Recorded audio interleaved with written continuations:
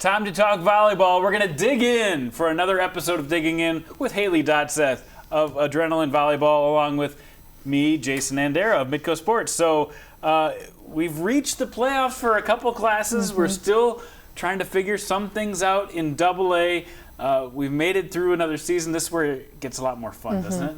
Yeah, what a crazy kind of week that we had last week. Yeah. Things are just heating up, and I think the feel really is it's time for postseason. Like we've been saying, November is coming, and we're just excited to be able to cover it, and just a new thing thrown our way every single week. Makes some really exciting volleyball coming up. Here we go.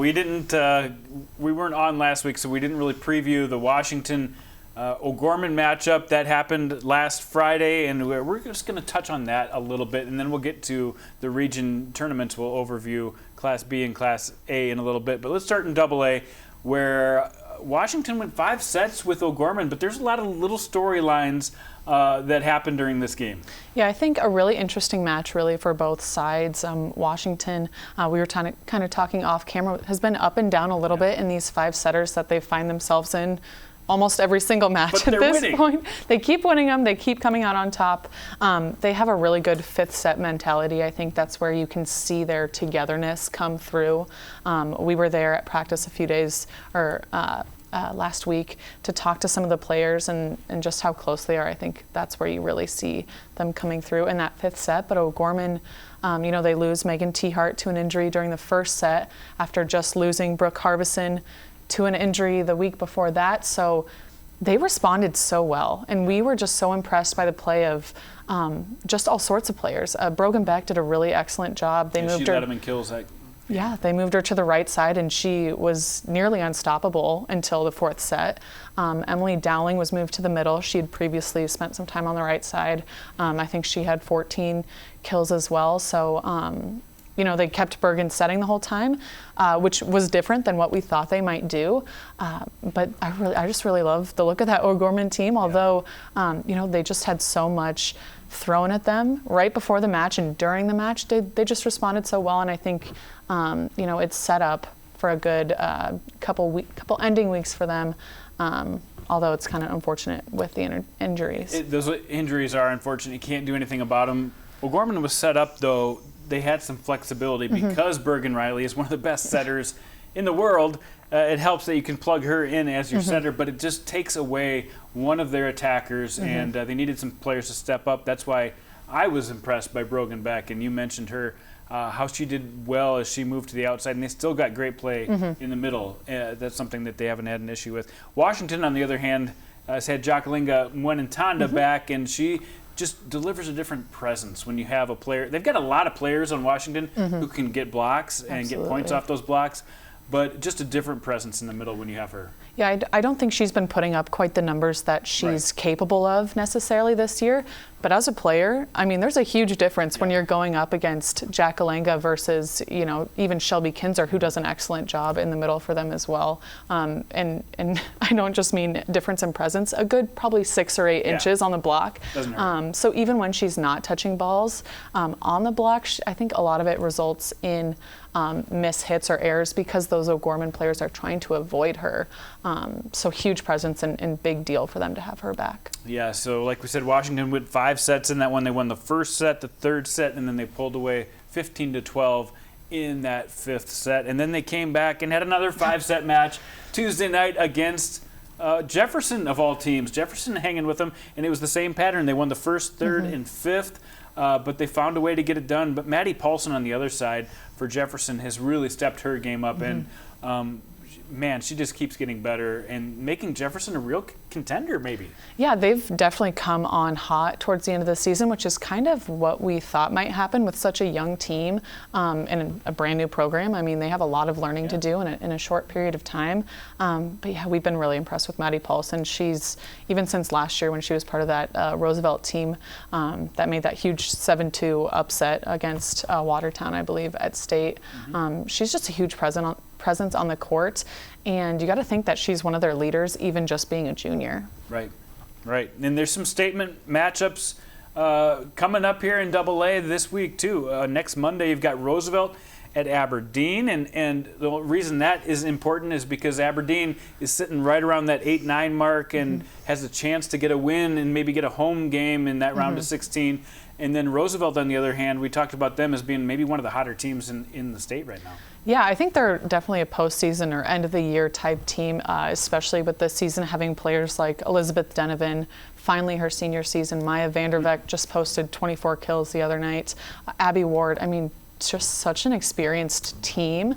While I think they've dropped more matches that they would have liked to during the season, I think kind of those senior leaders are going to step up towards the end, and I think you see that in their schedule. Another big match I've got my eye on is Jefferson. They've had a tough stretch here at the end of the year. They have to play Pierre. They're at Pierre. Pierre playing well all season long, but they had a little slip up against Huron, and they want to come in as one of the favorites. This is a statement match for both teams.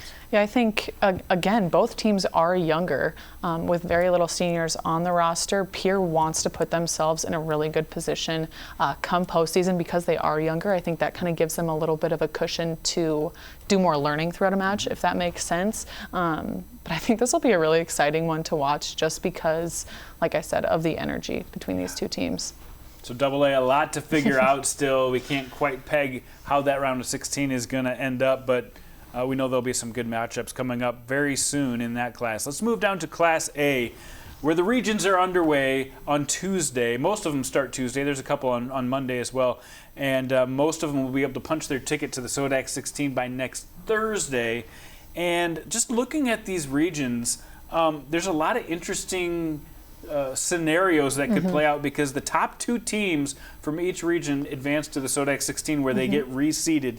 And some of the more interesting ones, I look at Region 3 with Region 3A. Of course, you got Sioux Falls Christian, who right now, I mean, if you had an overall ranking of teams in the state, regardless of class, I think we're looking at Sioux Falls Christian as the top team. We're looking at them as probably getting in. Garrettson only has one loss, but then you've got perennial favorites Madison and an upstart team like Baltic that might get left out. Yeah, I think although it's unfortunate for a team like Madison or Baltic, it might be better for teams like Garrettson and Sioux Falls Christian to kind of face some of those difficult teams early on.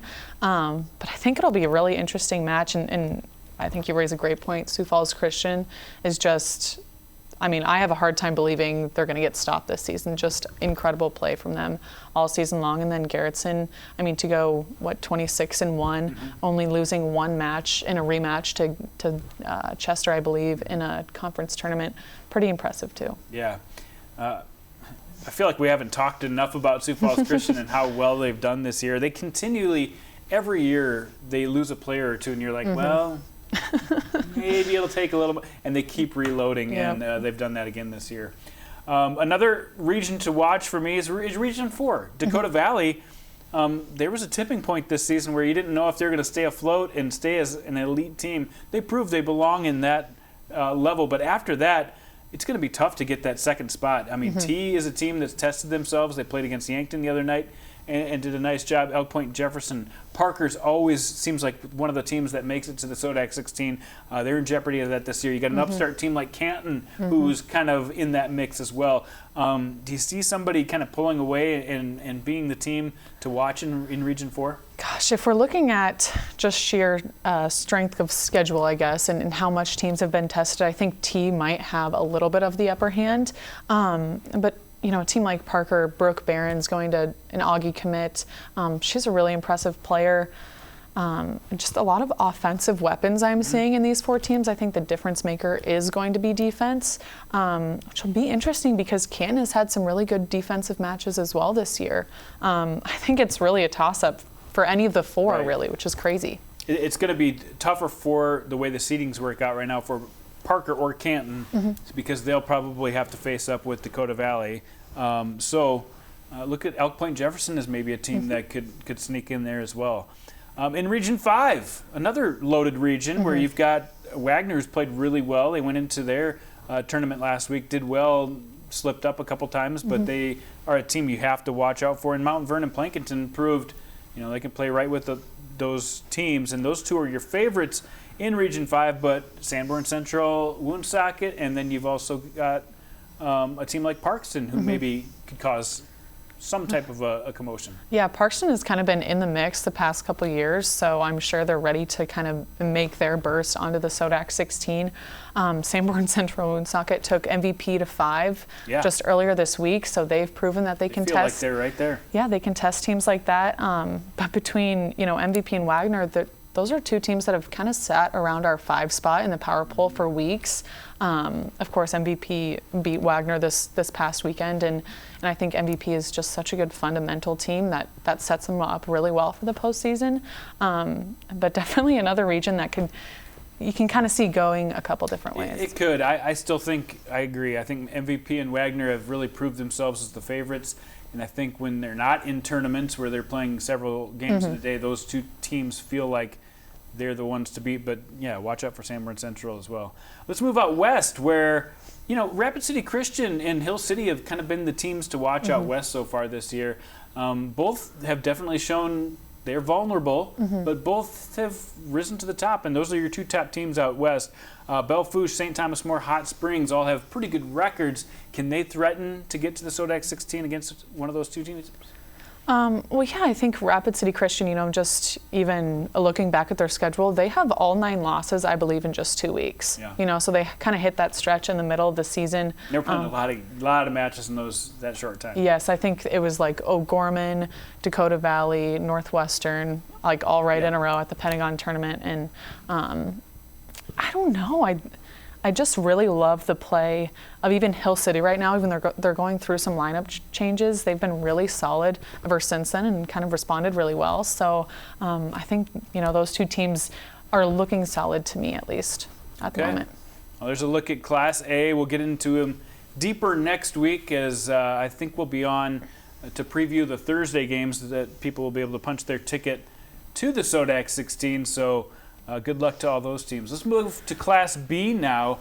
And, Region 1B, this is the reason they had the SODAC 16, because there's so many good teams. They felt it was not fair to only have one team at state. Well, this year it might not be fair to only have 2 teams at state. It's loaded. Gosh, I mean, you look at a team, moving straight to whoever's in third place right now, which is an Aberdeen Christian. They only have 3 losses, and 2 of them are to Warner and Northwestern, the third being to Falkton, who's in another loaded 2B region.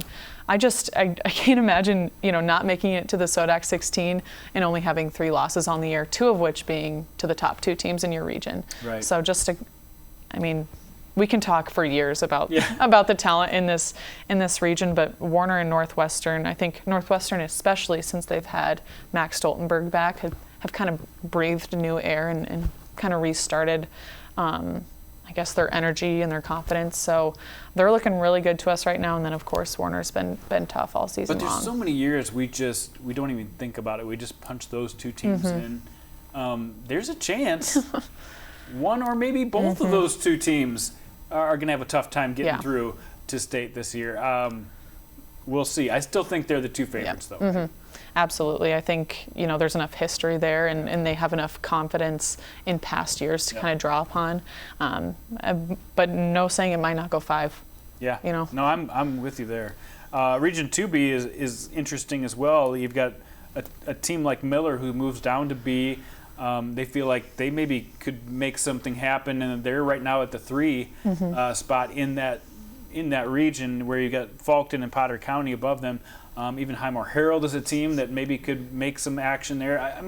I could see a team like Miller putting it together at this time of the year. Yeah, the only notes I have on this region are wild card, and it's just circled because I really think just take a guess, right? Any two combination of these 4 teams would make sense to me. All of them they have talent, but have kind of been, like you said, up and down throughout the course of the season, and just kind of see who comes in that night and really puts it together. Another crazy one, if you probably have a note that says this one's crazy, I don't know. But we've got Region 3 with Arlington and Wolsey-Wessington, who have been 2 of the best in the state. They may have a run left in them to get them all the way. And then Castlewood, a young up-and-coming team, we weren't sure what we'd see out of them. And I think we saw what we might have expected is inconsistency, Yeah. but their high highs are pretty good. They maybe could challenge one of those teams. Yeah, absolutely. I think, a team like Arlington, a player like Hadley Carlson, you have to mention, and she has the ability to take over matches, so I think she's definitely going to be a go-to, whether she needs to post 25 kills in a night or something more along the lines of 12, I think is going to more so be the storyline. And then Woolsey Wessington, I'm just not sure the sun is set on this fairy tale yet. Talking to some of their players at the beginning of this season, not that they expected to have a great year, but they're like, hey, this is our year. They're ready for it. No big deal. We just have beaten basically the top teams in the class. No big deal. And you're right. They expect to be there. So Region 3 will have some very good representation, whoever rises to the top of that one. And the same thing in Region 4. I mean, there's so many good teams in Class B this year. These guys, I think Chester and Bridgewater Emory and Coleman Egan, these are teams that could compete with A teams. And Bridgewater Emory, impressive, undefeated. Who would have thought an undefeated season for the Huskies? Yeah, I think, well, they might have said so. Nah, I think they were hungry this year. They were hungry this year, and yeah, we've talked just a ton about them this year and just how impressive we've seen different players step up at different moments. But that second spot, I'm just not sure between Chester and Coleman Egan, two teams that could compete really well at state together. Chester has been probably more tested throughout the season, just challenging their schedule a little bit more. They played in a AA tournament. They've seen more ups and downs, I believe. But gosh, Coleman Egan has just really stuck around. They would love to be in a different region right now. Yep. I tell you what, I have personally think that Chester has been underrated in the rankings, the media rankings all year long. I mean, they barely were in the rankings, and they had so many tough games, like you said. I think people didn't quite weigh that correctly. I think they're a really good team, but it could work out that Coleman Egan plays them for a chance to go to the Sodak 16, and it's a coin toss to me. I know. I think they need to expand the range to the Sodak 16 is just state this year. Like, why don't we just kind of mix all the teams in? Keep opening it up. Get some extra courts Different down at the monument. I don't know. I think we're going to be in for a treat, whatever two teams come out. We probably shouldn't limit that field because there's a couple other teams that are over 500, like Ethan, Del Rapids, St. Mary, that have played tough games. They haven't gotten that signature win, but I think those teams will be able to push teams like Coleman Egan and Chester at least, if not win those games. Region 6, another one where you got Platte Geddes, a team that's come on strong here in the last couple of weeks. And then Burke, they've had some really good teams in the past. This year, you can see the youth coming together toward the end of the year. Kimball Whitelake, Avon a team, Gregory a team. I think this is another one where you could really put it in a blender and see what comes out and not be shocked. Yeah, I think, Platte, of course, I believe is still number one in power points. Their only Class B loss being to Arlington. But those other four teams, I think they kind of traded wins and losses with each other all season long. It could really be a toss-up to who kind of gets that second spot. You said, Burke has youth. So does Kimball Whitelake. Yeah. Their go-to hitter, Danny Deffenbaugh, I believe, just a junior this year, and lots of youth in those next four spots. But I think if you like playoff volleyball, there's going to be a lot of cool matchups to watch even before we get to the Sodak 16. So, I would encourage you to check out a Region 6B matchup. That's for sure. A lot of good stuff going on, and we can't wait to bring you the next round of action. You guys are always busy doing fun stuff at Adrenaline. Anything exciting that we should know about? No, yes, of course. Yes, everything's exciting. We'll be doing our normal postseason coverage. We're trying to set it up, but just with all the craziness this year, it's so hard. In years past, we've been able to kind of, sketch out, certain teams' storylines, but this year, it's exciting. There's so many different things that could happen, and we'll be doing kind of a more laid-back, talking it out type of show on our live ticket, liveticket.tv.adrenaline. So make sure to go check that out, and make sure you're following us on Instagram, because that's really where we communicate most about where we will be, results we'll be posting, all that good stuff. Great. Always great to stay in touch. And I just encourage you all, you volleyball fans, to keep a close eye in the next couple weeks, because we're going to have a few upsets. We're going to have a few stars that rise to the top, and I can't wait to see how it all plays out. For Hayley, Dotseth, I'm Jason Andera. Thanks for watching another episode of Digging In.